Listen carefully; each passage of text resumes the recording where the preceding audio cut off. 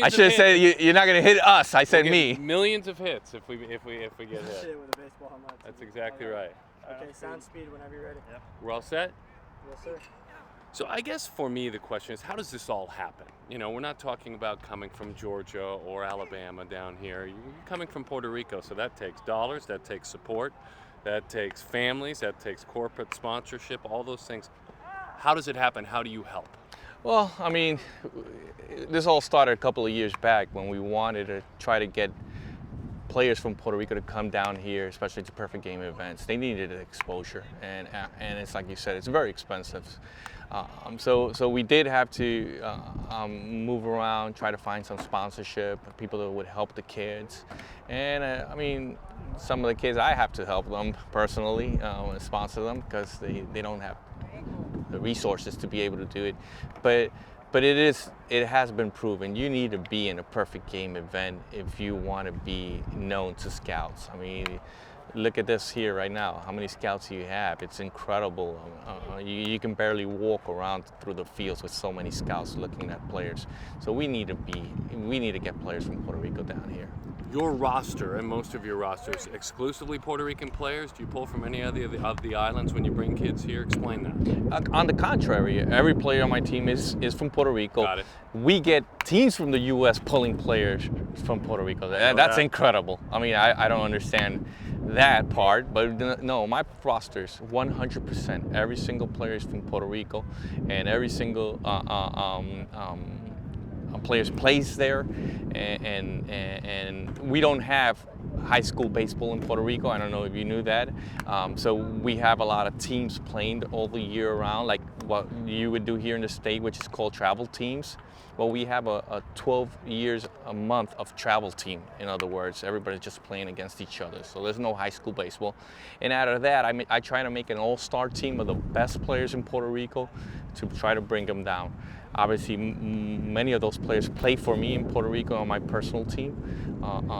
But the idea is not just to have just one small team from Puerto Rico, just the best players we can get from Puerto Rico. History's interesting because you have the Carlos Baergas of the world who were able to sign, similar to a Dominican player out on the open market. You have the Yadi Molina, who is subject to the draft. So there's two kind of sets of Puerto Rican player history. Now the draft is part of what you guys do. It's been an interesting evolution, and what it did to me was, back in 12, there was only 20 Puerto Ricans on an opening day roster to open things in the major leagues. Now there's a bit of a resurgence again, right? Yeah, it has. There was a lot of people who were worried that we were going down in terms of talent, and I've always had the opinion was that it's a cycle. And you had like the Baergas, the Roberto Alomar, the Juan Gonzalez, Ruben Sierra, all that talent we had that was so great in that era, and it went down suddenly. But now we're getting these new guys. You got the Carlos Correas, the Francisco Lindor, the Javier Baez, Kike Hernandez with the Dodgers. I mean, you're getting all this new kind of kids that are coming out. Our WBC team for 2017 is going to be something to watch. We're going to have a lot of young, talented players.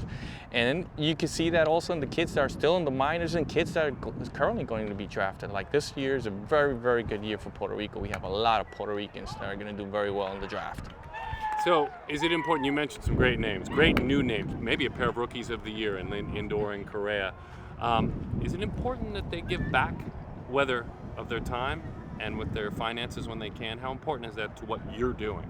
Oh, I mean, yes, definitely. Does it happen? Yes, it does. Especially, I can talk about Carlos because obviously he played for me and he's very related. And Carlos, the first thing he did was donate money to the Puerto Rico Baseball Academy to try to help fund other kids, and he's deeply involved. His younger brother plays for me in Puerto Rico, so he's close to the team. And right now in December, he's going to do a golf tournament in benefit to a foundation that deals with children's, not just baseball, children who have some different types of diseases and things like that. So yeah, they give back. And I think especially these kids that they grew up and they didn't have the resources, they know that once they do have it, they have to give back. I mean, these are kids that have been raised well. That's it. Thank you, my friend. Okay. I appreciate it. Thank you.